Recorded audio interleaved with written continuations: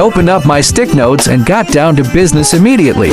You know, animating a bouncy ball is too basic, so I had to spice things up a little. I decided to make the animation using 30 frames per second. If you've watched the first part of this video, you should understand how terrible I am with stick nodes. Anyways, after creating my new project and setting up my environment, the first thing to do was to create a simple ball for this practice animation. At this point, it should be obvious I don't know how to create custom figures, but I stubbornly tried anyways. And yes, I didn't want to watch any tutorial video on this. I wanted to mess around and find out.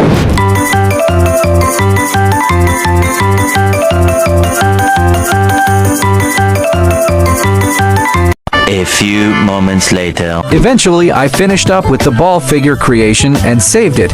It was basically a plain-looking circle, but hey, at least it's something. Before I started animating the ball, I added in a background just to make the animation look more polished.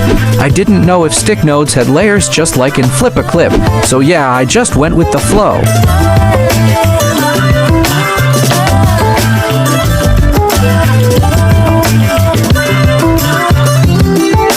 After adding in a kitchen background, I imported the green ball and got to animating. So, you guys know how the ball is supposed to be squishy to give the bouncy effect? Well, I didn't know how to do that when creating my figure, so it's just a round ball. Now before you guys come for me, remember, I didn't take any tutorial and I just messed around with the tools, so cut me some slack. For the first 5 minutes after importing the ball, I kept looking for a way to stretch it to give the squishy effect, so I could get on with animating. But as you probably guessed, I goofed around for a couple of minutes without knowing what I was doing.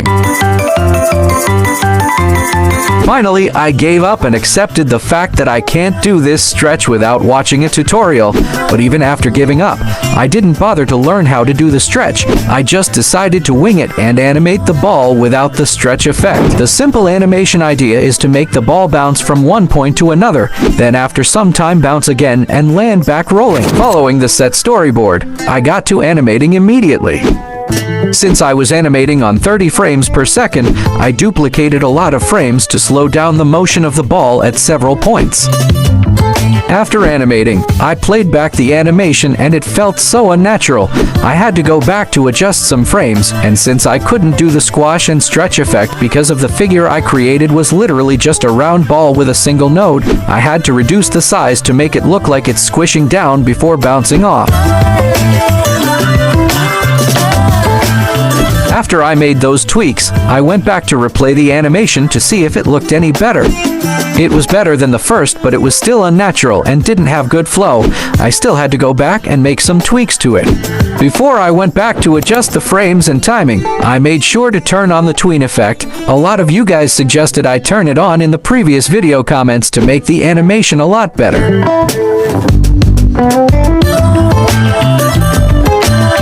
After several minutes of tweaking, copying, and deleting frames, I'm left with this as the result.